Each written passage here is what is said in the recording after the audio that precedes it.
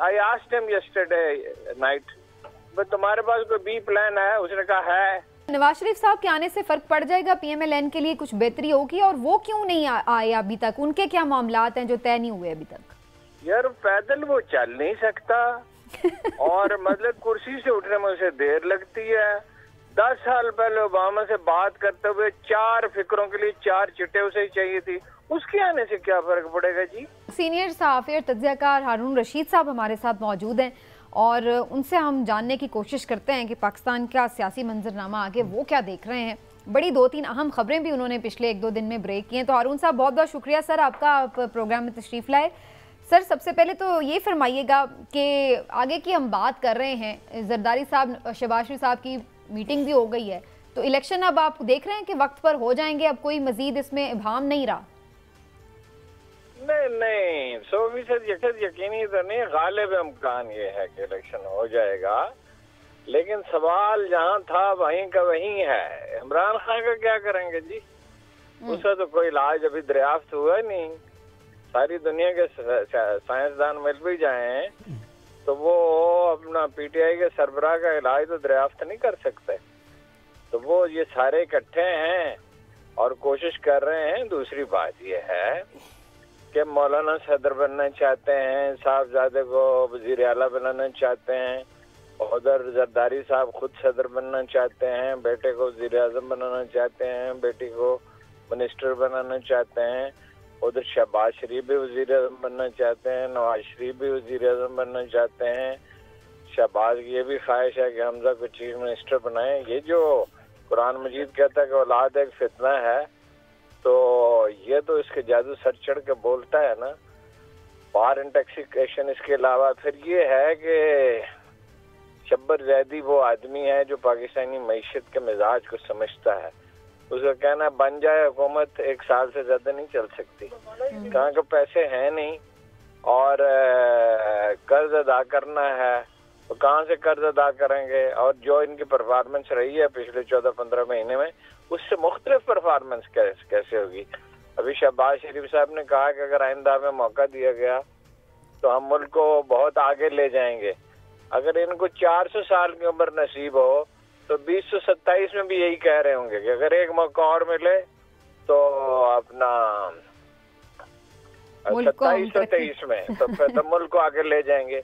आगे किस तरह हारून साहब, अगर इस इलेक्शन में पाकिस्तान तहरीक इंसाफ नहीं को हिस्सा नहीं लेने दिया जाता तो आपकी क्या राय है? इसकी ऑथेंटिसिटी जो है, इलेक्शन जो प्रोसेस है वो तो जाहिर है ना सिर्फ होना है बल्कि उसकी शफाफियत भी जो है वो इंश्योर करनी है। तो क्या जो इतनी बड़ी पॉपुलर जमात को बाहर रख के जो इलेक्शन होगा उससे स्टेबिलिटी आएगी? हाँ, ये ऐसे ही है जैसे 1946 के इलेक्शन में कांग्रेस को निकाल दिया जाता और बल्कि मुस्लिम लीग को भी निकाल दिया जाता, दोनों को निकाल दिया जाता और बाकी पार्टियों से कहा जाता अब ये कोई पार्टियां इस तहरीक इस्तेहकाम में पाकिस्तान नाम तक दरकना आता नहीं है और ये ज्यादा 3-4 सीटों की पार्टी है मुश्किल से।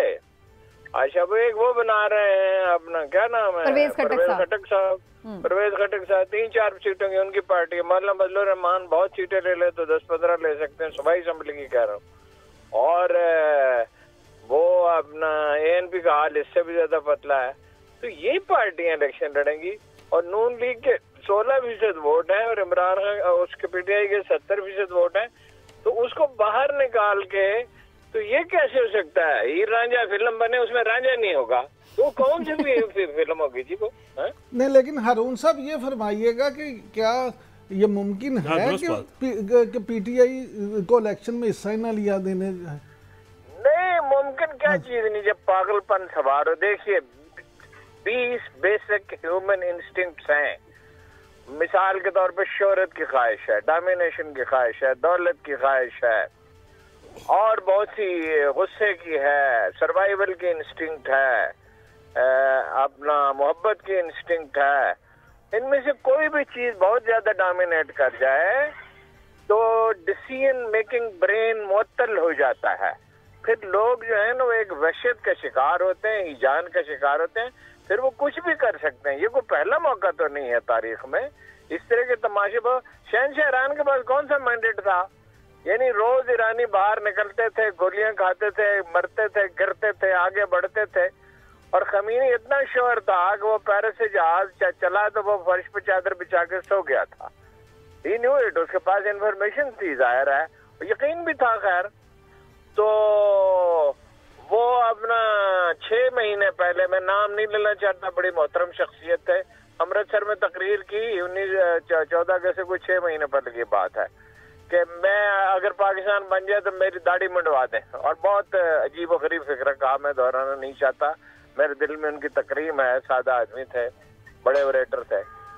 तो ये जब हिजान सवार हो जाता है तो फिर कोई सही फैसले थोड़ी होते हैं। आप हुकूमत बन जाए तो चलाएंगे कैसे? ठीक, लेकिन हारून रशीद साहब ये भी फरमाइएगा ना कि ये भी हम खबरें सुन रहे थे, कुछ सहाफ़ी बड़े बाखबर ये खबरें दे रहे थे कि ईद के बाद तो बस गिरफ्तारी भी, नाअहली भी, ये देखें होगा क्या, ये होगा वो होगा। गिरफ्तारी नाअहली क्या, ये जो सहाफ़ी हैं इनका क्या है? ये हमेशा जुज़ियात से बहस करते हैं, बड़ी पिक्चर तो कभी देखते नहीं है। तो ये पूरे 8 करोड़ जो हामी है इमरान खान के 10 करोड़, उन सबको गिरफ्तार कर लें। ये कौन सी अजीब बात है? अमेरिका से कहें, यूरोपीय यूनियन से कहें इनकी मदद करें। अंतों को नजर नहीं आता यूरोपीय यूनियन ने क्या कहा कि अगर इंसानी हकूक की बड़े पैमाने पर खिलाफ वर्जियां हुई तो वो जो अपना टेक्सटाइल के लिए जो GSP प्लस, जी GSP प्लस स्टेटस, हाँ वो खत्म हो जाएगा। चीन ने कहा, चीनी वज़ीर ख़ारजा यहाँ कह के नहीं गए, क्या कह के गए हैं? उन्होंने भी कहा इस्तेहकाम लेके आए। तुर्की क्या चाहते हैं, सऊदी अरब क्या चाहता है, अमारात क्या चाहता है? कोई है मतलब कोई दानाई की बात तो नहीं है। बाकी ये है कि जब तस्सुबात गालिब आ जाते हैं तो फिर इस तरह के तज्ज़िये होते हैं। लेकिन फिर इसका मतलब है हारून रशीद साहब कि कहीं ये ताकतवर हल्के जो हैं अब ये रिकंसिडर कर रहे हैं मामलात को कि फिर हम सोच रहे हैं। अच्छा, हाँ सोच रहे हैं, लेकिन आप जिस रास्ते पे वो चल निकले हैं, जब रेल का इंजन शंटिंग कर रहा हो तो वापस आना आसान नहीं होता। उसको रोकना, रोकते रोकते, हाँ जी, एक बाइसिकल तो फौरन रुक जाती है, एक रेलगाड़ी तो फौरन नहीं रुक सकती ना।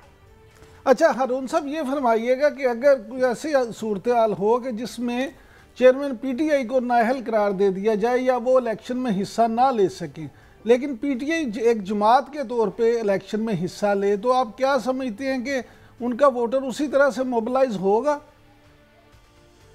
नहीं, ये तो अजीबोगरीब बात है ना कि भाई आप ये कहें कि ये 10 खिलाड़ी हैं, इसमें एक खिलाड़ी के पाँव के साथ 1-1 किलो के बाट बांध दिए जाएंगे या पत्थर बांध दिए जाएंगे, फिर मुकाबला होगा। मतलब उसको गिरफ्तार कर लेते हैं, उसके उम्मीदवारों को हरासा करते हैं, उसके वोटरों को हरासा करते हैं, उसका नाम तक लेने की इजाजत नहीं है और जायदादें उनकी तबाह की जा रही हैं, लोग उनके गिरफ्तार किए जाते हैं। ये कौन सा मुकाबला है? लेकिन of course I asked him yesterday night, तुम्हारे पास कोई बी प्लान है? उसने कहा है। फिर मैं दूसरा सवाल नहीं किया, इसलिए कि बी प्लान अगर किसी से पूछा जाए तो वो तो एक मायूब बात है, जाहिर है पब्लिकली तो नहीं बता सकते। ठीक, लेकिन नवाज शरीफ साहब के आने से फर्क पड़ जाएगा, PMLN के लिए कुछ बेहतरी होगी? और वो क्यों नहीं आए अभी तक? उनके क्या मामलात हैं जो तय नहीं हुए अभी तक? यार पैदल वो चल नहीं सकता और मतलब कुर्सी से उठने में उसे देर लगती है। 10 साल पहले ओबामा से बात करते हुए 4 फिक्रों के लिए 4 चिट्ठे उसे ही चाहिए थी, उसके आने से क्या फर्क पड़ेगा जी? एक नफसियाती तौर पे, वक्ती तौर पे असर पड़ेगा। 73-74 साल उसकी उम्र है और बेचारा जो है चलने फिरने से 5 उसको बीमारियां लाक हैं उसके। तो जो सर्वे हो रहे हैं वो इसी उम्मीद पे हो रहे हैं ना, आ रहे उसमें 16% वोट निकलते हैं, तो बाकी जो है 30-40% वो कहीं से पूरे कर लें